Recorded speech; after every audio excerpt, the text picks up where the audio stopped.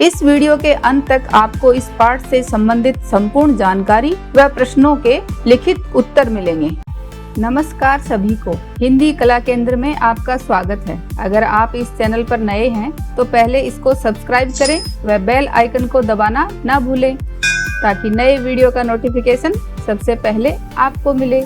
बच्चों, आज हम पढ़ने जा रहे हैं हमारी हिंदी की पुस्तक का पाठ 6, जिसका शीर्षक है रक्त और हमारा शरीर। रक्त को रुधिर या खून भी कहते हैं। रक्त को तो आपने देखा ही होगा, कभी चोट लग जाने पर तो कभी रक्त की जांच के वक्त। लेकिन आपने कभी ये सोचा है ये साधारण सा दिखने वाला द्रव्य पदार्थ किन किन कणों से मिलकर बना होता है और ये हमारे शरीर में कैसे काम करता है? एक ही रंग का दिखने वाले इस रक्त के भी क्या अलग अलग समूह होते हैं? तो चलिए बच्चों, आपकी इन सारी जिज्ञासाओं का हल मिल जाएगा आज के इस लेख में, जिसके लेखक हैं डॉक्टर यतीश अग्रवाल। डॉक्टर यतीश अग्रवाल देश में स्वास्थ्य और जनप्रिय आयुर्विज्ञान साहित्य के प्रमुख रचनाकारों में से हैं। सन 1980 से उनके स्तंभ और लेख चिंतन देश के प्रमुख राष्ट्रीय हिंदी, अंग्रेजी दैनिकों और पत्र पत्रिकाओं में नियमित रूप से प्रकाशित होते आ रहे हैं। उन्होंने बच्चों, किशोरों और नवसाक्षरों के लिए भी प्रचुर रूप से लिखा है और रेडियो टेलीविजन के लिए भी सीरियलों का अभिकल्पन और लेखन किया है। आपको इनके बारे में अधिक जानकारी लेनी हो तो इनकी लिखी हुई इन पुस्तकों के माध्यम से आप प्राप्त कर सकते हैं।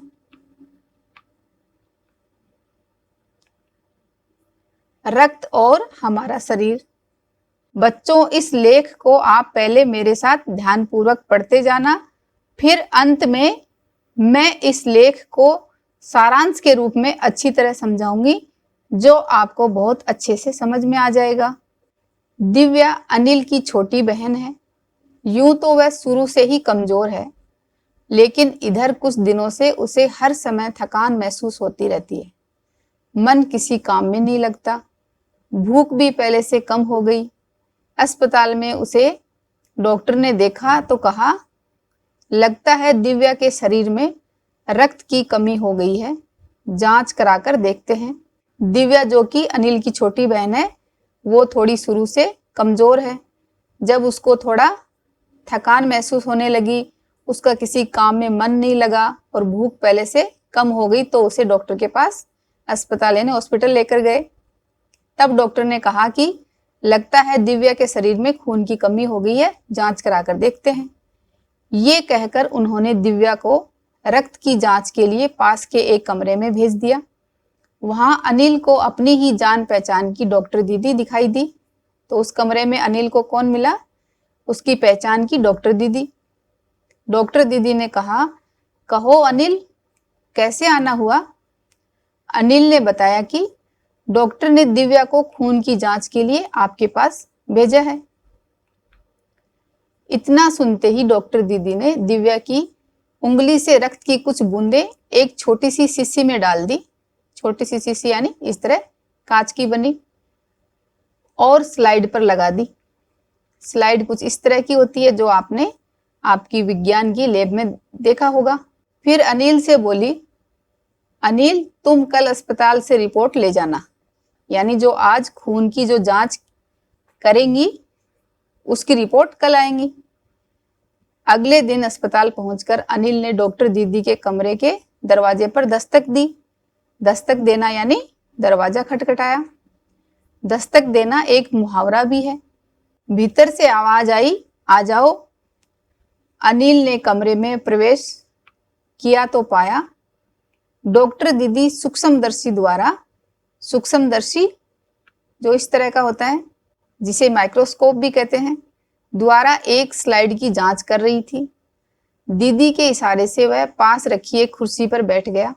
स्लाइड की जांच पूरी होने पर डॉक्टर दीदी ने साबुन से हाथ धोए और तौलिए से पोंछती हुई बोली, अनिल, दिव्या को एनीमिया है। यानी दिव्या को क्या है, एनीमिया।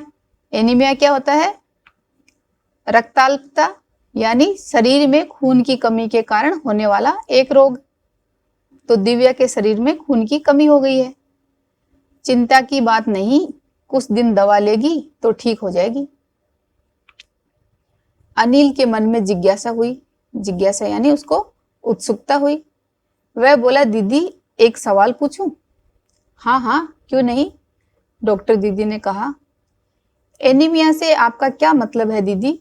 उसने पूछा। ये जानने के लिए तुम्हें रक्त के बारे में जानना होगा, डॉक्टर दीदी ने कहा। फिर बोली, अनिल, देखने में रक्त लाल द्रव्य के समान दिखता है। द्रव्य यानी तरल पदार्थ। तो दिखने में रक्त है, रुधिर है, जो लाल तरल पदार्थ के रूप में दिखता है, किंतु इसे सूक्ष्मदर्शी द्वारा देखें तो ये भानुमति के पिटारे से कम नहीं। यहाँ पर रुधिर को भानुमति का पिटारा क्यों कहा? क्योंकि जिस तरह भानुमति का पिटारा दिखने में साधारण परंतु उसमें बहुत प्रकार की वस्तुएं होती हैं, उसी प्रकार रक्त भी लाल तरल पदार्थ दिखाई देता है, लेकिन उसमें बहुत सारी चीजें हैं। क्या क्या हैं वो हम आगे जानेंगे। मोटे तौर पर इसके दो भाग होते हैं। एक भाग वह जो तरल है, जिसे हम प्लाज्मा कहते हैं। दूसरा वह जिसमें छोटे बड़े कई तरह के कण होते हैं, कुछ लाल, कुछ सफेद और कुछ ऐसे जिनका कोई रंग नहीं, जिन्हें बिंबाणु या प्लेटलेट कण कहते हैं। ये कण प्लाज्मा में तैरते रहते हैं, यानी रुधिर का एक हिस्सा तरल पदार्थ होता है जो प्लाज्मा होता है, और प्लाज्मा में बहुत सारे कण तैरते हुए रहते हैं। वो कण कैसे होते हैं? कुछ लाल रंग के, कुछ सफेद रंग के और कुछ ऐसे जिनका कोई रंग नहीं होता, जिन्हें बिंबाणु या प्लेटलेट कहते हैं। इतना कहकर डॉक्टर दीदी ने सूक्ष्मदर्शी के नीचे एक स्लाइड लगाई, उसे फोकस किया, यानी उस स्लाइड को, उस पर ध्यान केंद्रित करना या उसको ध्यान से देखा, और बोली, देखो अनिल, सूक्ष्मदर्शी द्वारा जो कण तुम्हें दिखाई दे रहे हैं ये हैं लाल रक्त कण। तो डॉक्टर दीदी ने स्लाइड पर जो ब्लड की एक बूंद रखी थी उसको इस माइक्रोस्कोप की सहायता से उसको दिखाया कि ये लाल रक्त कण हैं। स्लाइड देख मानो आश्चर्य से उछल पड़ा था अनिल। रक्त की एक बूंद में इतने सारे कण? तो अनिल को बहुत आश्चर्य हुआ कि रक्त की एक बूंद जो दिखाई दे रही थी उसमें इतने सारे कण उसको कैसे दिखाई दिए? वो माइक्रोस्कोप की मदद से। इसकी तो वह कल्पना भी नहीं कर सकता था। वह बोला, इन्हें देखकर तो ऐसा लग रहा है मानो बहुत सी छोटी छोटी बालूशाही रख दी गई हो। बालूशाही क्या होता है? ये एक तरह की मिठाई होती है। तो अनिल को लाल रक्त कणिकाएं कैसी नजर आई? बालूशाही की तरह, जो इस तरह की होती हैं। तो दिखने में इनका आकार और बालूशाही जो मिठाई है उसका आकार एक जैसा दिखाई दे रहा है ना? हाँ, दीदी बोली, लाल कण बनावट में बालूशाही की तरह ही होते हैं, गोल और दोनों तरफ अवतल। अवतल यानी यहाँ बीच में से दबे हुए, इस तरह के, यानी बीच में दबे हुए। रक्त की एक बूंद में इनकी संख्या लाखों में होती है। यदि हम 1 मिलीमीटर रक्त लें तो उसमें हमें 40 से 55 लाख कण मिलेंगे। इनके कारण ही हमें रक्त लाल रंग का नजर आता है। तो हमारे रक्त का लाल रंग क्यों होता है? लाल रक्त कणिकाओं की अधिक संख्या के कारण। ये कण शरीर के लिए दिन रात काम करते हैं। क्या काम करते हैं? सांस लेने पर साफ हवा से जो ऑक्सीजन तुम प्राप्त करते हो उसे शरीर के हर हिस्से में पहुंचाने का काम इन कणों का ही है। इनका जीवन काल लगभग 4 महीने होता है। 4 महीने के होते होते ये नष्ट हो जाते हैं, लेकिन एक साथ नहीं, धीरे धीरे, कुछ आज, कुछ कल, कुछ उससे अगले दिन। तब तो कुछ ही महीनों में ये खत्म हो जाते होंगे, अनिल ने कहा। ये सुनकर डॉक्टर दीदी मुस्कुरा उठी, बोली, नहीं, ऐसा नहीं होता। शरीर में हर समय नए कण बनते रहते हैं। जो नष्ट कणों का स्थान ले लेते हैं। हड्डियों के बीच के भाग यानी मज्जा, जिसको बोन मेरो भी कहते हैं, जो अस्थि मज्जा कहलाती है, में ऐसे बहुत से कारखाने होते हैं जो रक्त कणों के निर्माण कार्य में लगे रहते हैं। तो रक्त कणों का निर्माण कार्य कहाँ होता है? हड्डियों के बीच में जो अस्थि मज्जा होता है वहां होता है। इसके लिए इन कारखानों को, यानी जहां पर कोई काम होता है उसे हम क्या कहते हैं? कारखाने। तो इस तरह दीदी कह रही है कि इनके लिए इन कारखानों को प्रोटीन, लौह तत्व, आयरन और विटामिन रूपी कच्चे माल की जरूरत होती है। जैसे कारखानों में कच्चा माल चाहिए, उसी तरह यहाँ इस कारखाने में काम के लिए कच्चा माल क्या है? प्रोटीन, आयरन और विटामिन। ये पौष्टिक आहार लेते हो, यानी ये सब चीजें क्या हैं? पौष्टिक आहार। पौष्टिक आहार क्या कहलाते हैं? जिसमें ये प्रोटीन, आयरन और विटामिन उचित मात्रा में हो। हरी सब्जी, फल, दूध, अंडा और गोश्त यानी मांस में ये तत्व उपयुक्त मात्रा में होते हैं। लेकिन बच्चों, आप जो ब्रेड, बिस्किट, नमकीन, कोक ये सब खाते हो, इनमें क्या नहीं होता? ये सब पोषक तत्व नहीं है, पोषक आहार नहीं है, तो इनको नहीं लेना चाहिए। यदि कोई व्यक्ति उचित आहार ग्रहण नहीं करता तो इन कारखानों को आवश्यकता अनुसार कच्चा माल नहीं मिल पाता। अगर हम ऐसा खाना खाएंगे जिनमें उचित मात्रा में पोषक तत्व नहीं है तो उनको कच्चा माल पूरी तरह से नहीं मिलेगा, तो लाल रक्त कणिकाओं का फिर निर्माण नहीं होगा, जिससे हमारे शरीर में फिर खून की कमी हो जाएगी। खून की कमी से फिर एनीमिया रोग हो जाएगा। नतीजा ये होता है कि रक्त कण बन नहीं पाते, रक्त में इनकी कमी हो जाती है। लाल कणों की इसी कमी को एनीमिया कहते हैं। तो क्या संतुलित आहार लेने मात्र से हम एनीमिया से बचे रह सकते हैं? अनिल ने सवाल किया। अनिल को अब और जिज्ञासा उठी कि अगर हम संतुलित आहार लें उसके बाद तो हमें एनीमिया नहीं होगा ना? दीदी बोली, हाँ, ये कहना काफी हद तक सही होगा। यूं तो एनीमिया बहुत से कारणों से हो सकता है, किंतु हमारे देश में इसका सबसे बड़ा कारण पौष्टिक आहार की कमी है। इसके अलावा इस रोग का एक और बड़ा कारण है पेट में कीड़ों का हो जाना। ये कीड़े प्राय दूषित जल और खाद्य पदार्थों द्वारा हमारे शरीर में प्रवेश करते हैं। अतः इनसे बचने के लिए ये आवश्यक है कि हम पूरी सफाई से बनाए गए खाद्य पदार्थ ही ग्रहण करें। भोजन करने से पूर्व अच्छी तरह से हाथ धो लें और साफ पानी ही पिए। और हाँ अनिल, एक किस्म के कीड़े भी हैं जिनके अंडे जमीन की ऊपरी सतह में पाए जाते हैं। इन अंडों से उत्पन्न हुए लार्वे जो कुछ इस तरह के होते हैं, त्वचा के रास्ते शरीर में प्रवेश कर आंतों में अपना घर बना लेते हैं। घर बना लेना यहाँ एक मुहावरा भी है, यानी वे वहीं पर रहना शुरू कर देते हैं। इनसे बचने का सहज उपाय है कि शौच के लिए हम शौचालय का ही प्रयोग करें और इधर उधर नंगे पैर न घूमें। दीदी, ये तो बहुत ही महत्वपूर्ण बात बताई आपने, अनिल बोला।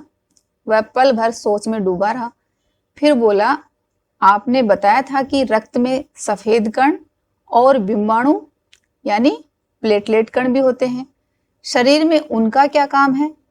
यहाँ तो हमने सिर्फ लाल रक्त कणों के बारे में जाना, अभी सफेद कण और बिंबाणु उनके बारे में भी जानते हैं। दीदी बोली, सफेद कण वास्तव में हमारे शरीर के वीर सिपाही हैं। जब रोगाणु यानी रोग या बीमारी पैदा करने वाले कीटाणु शरीर पर धावा बोलने की कोशिश करते हैं। धावा बोलना ये एक मुहावरा भी है जिसका अर्थ है हमला करना। तो जब रोग पैदा करने वाले कीटाणु हमारे शरीर पर धावा बोलते हैं, यानी हम शरीर पर हमला करने की कोशिश करते हैं, तो सफेद कण उनसे डटकर मुकाबला करते हैं और जहां तक संभव हो पाता है रोगाणुओं को भीतर घर नहीं करने देते। घर नहीं करना यानी ये मुहावरा है जिसका अर्थ है पूरी तरह रच बस जाना, तो उन रोगाणुओं को हमारे शरीर में घर नहीं बनाने देते, उनको बसने नहीं देते वहां पर। बस संक्षेप में यूं समझ लो कि वे बहुत से रोगों से हमारी रक्षा करते हैं। तो ये काम कौन करता है हमारे शरीर की रोगों से रक्षा? सफेद कण। और बिंबाणु का काम है चोट लगने पर रक्त जमाव क्रिया में मदद करना।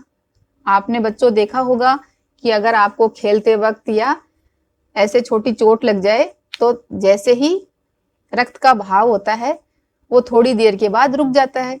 तो वो क्यों रुक जाता है? क्योंकि वहां पर रक्त का थक्का बन जाता है। जो इस क्रिया को कौन करता है? बिंबाणु का काम है ये। रक्त के तरल भाग प्लाज्मा में एक विशेष किस्म की प्रोटीन होती है जो रक्त वाहिका की कटी फटी दीवार में मकड़ी के जाले के समान एक जाला बुन देती है। जैसे मकड़ी का जाला होता है उसी तरह ये सब मिलकर रक्त वाहिका की कटी फटी दीवार में एक जाला बना देती हैं।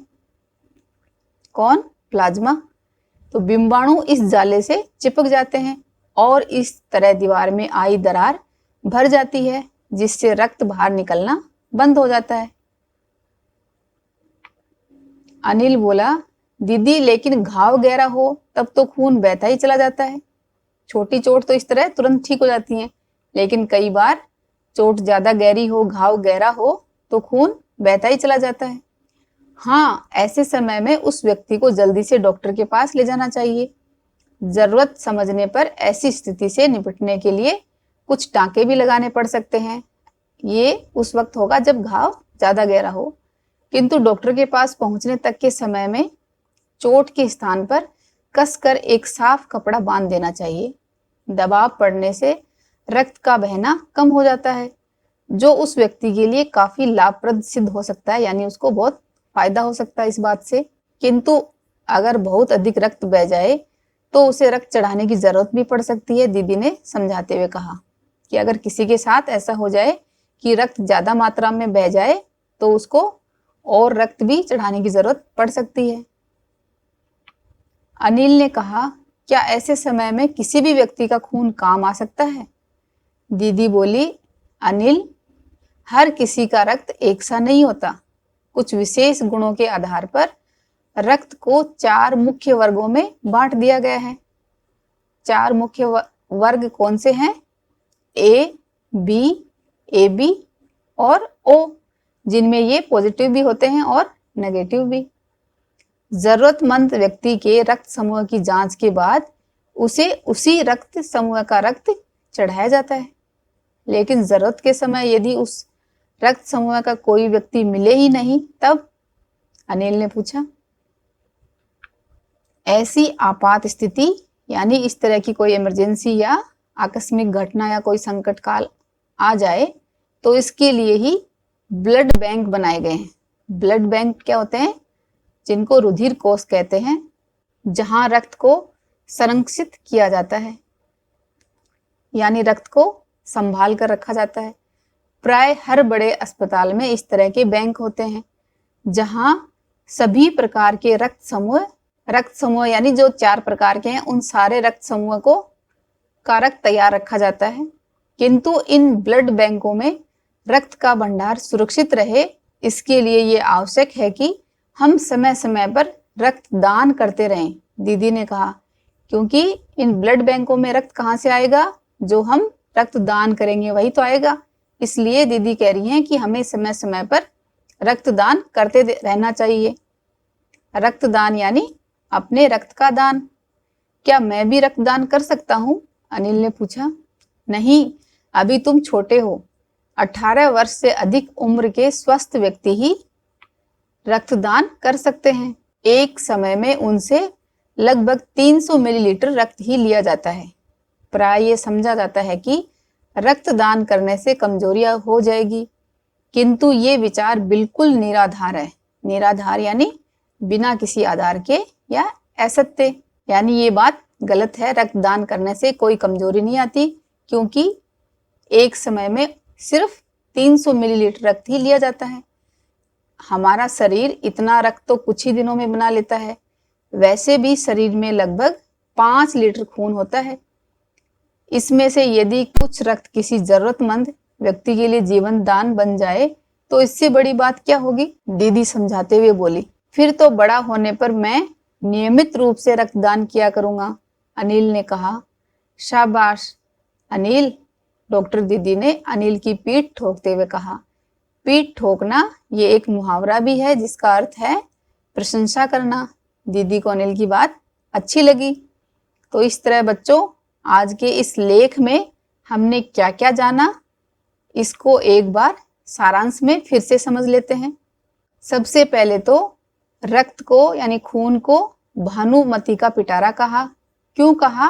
क्योंकि जिस तरह भानुमति का पिटारा साधारण सा दिखाई देता है, लेकिन इसके अंदर बहुत सारी तरह तरह की चीजें होती हैं, उसी तरह हमारे खून में भी बहुत सारी चीजें होती हैं।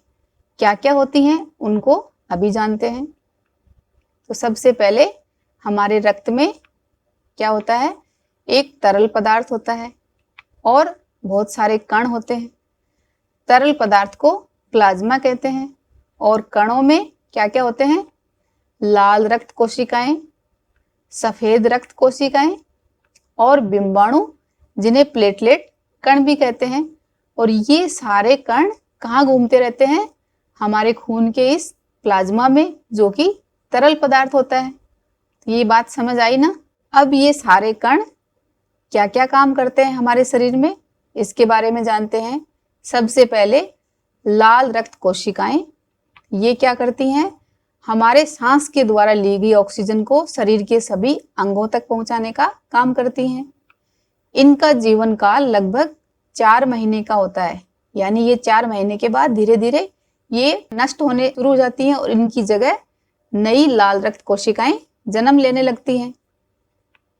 लाल रक्त कणों का निर्माण कहाँ होता है, हमारी हड्डियों के बीच जो मज्जा होता है उसमें होता है।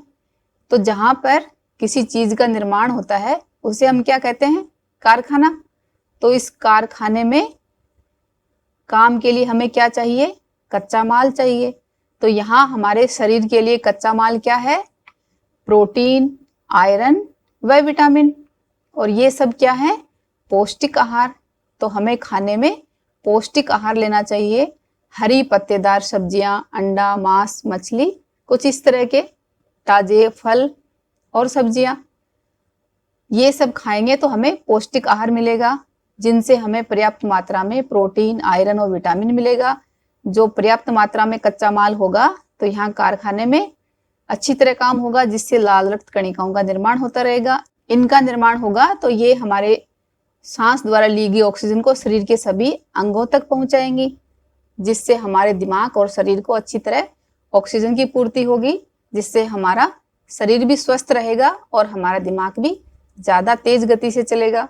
अब अगर लाल रक्त कणों की कमी हो जाए, कमी क्यों होगी, क्योंकि हम पौष्टिक आहार नहीं खाएंगे, तब हम कोक पिएंगे, ब्रेड, पिज्जा, बिस्किट, नमकीन, कुछ इस तरह के आहार लेंगे तो हमारे शरीर में रक्त कणों की कमी हो जाएगी, जिससे हमें क्या होगा, एनीमिया रोग हो सकता है।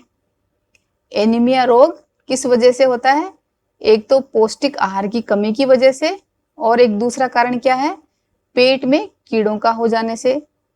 पेट में कीड़े ना हो इसके लिए हमें कौन कौन सी बातों का ध्यान रखना है। सबसे पहले तो खाने से पहले हाथ धोना है, उसके बाद साफ पानी पीना है, शौचालय का प्रयोग करना है और इधर उधर नंगे पांव नहीं घूमना है, जिससे हमारे शरीर में कीड़े नहीं होंगे। अब जानते हैं सफेद रक्त कोशिकाएं क्या काम करती हैं। सफेद कण शरीर के वीर सिपाही हैं। वीर सिपाही क्या करते हैं, लड़ाई का काम करते हैं। तो यहाँ पर हमारे दुश्मन कौन है, रोगाणु, जो रोग उत्पन्न करने वाले कीटाणु। तो जब वो हमारे शरीर पर हमला करते हैं तो ये उन्हें भगा देते हैं। तो इस तरह ये हमारे शरीर के वीर सिपाही के रूप में काम करके बहुत से रोगों से हमारी रक्षा करते हैं। फिर बिंबाणु क्या काम करते हैं, चोट लगने पर रक्त जमाव क्रिया में मदद करते हैं, जिसे रक्त का थक्का बनना कहते हैं। और प्लाज्मा, ये एक विशेष प्रकार की प्रोटीन होती है, रक्त वाहिनियों की कटी फटी दीवारों में एक जाल बनाती हैं। बिंबाणु इस जाले पर आकर रक्त जमाव की क्रिया को करते हैं। इस लेख से हमने जाना कि हमारे शरीर में रुधिर समूह 4 प्रकार के होते हैं। ए, बी, ए बी और ओ, तो ये पॉजिटिव भी होते हैं और नेगेटिव भी। इंसान के शरीर में औसतन 5 लीटर रक्त होता है। ब्लड बैंक जहां रक्त को संरक्षित किया जाता है। 18 वर्ष की आयु के बाद स्वस्थ व्यक्ति रक्तदान कर सकते हैं और जब कोई भी स्वस्थ व्यक्ति जब एक बार दान करता है तो उस वक्त उसका सिर्फ 300 मिलीलीटर रक्त ही लिया जाता है। आपकी अधिक जानकारी के लिए बता दूं कि 14 June world blood donor day है। तो बच्चों, इस तरह हमने इस लेख से ढेर सारी जानकारियां प्राप्त करी। उम्मीद करती हूं कि मैं आपको ये जानकारी समझाने में सफल रही। अगर आप मुझे कमेंट बॉक्स में लिखकर बताओगे तो मुझे बहुत अच्छा लगेगा। रक्त और हमारा शरीर, इस लेख के अभ्यास प्रश्नों को इसके भाग 2 में करेंगे। अगर हमारे वीडियो बन ही रहे हैं आपके फेवरेट, तो फिर क्यों ना करें इनको लाइक, सब्सक्राइब और रिकमेंड। हमें और बेहतर बनाने के लिए आप कर सकते हैं कमेंट। धन्यवाद।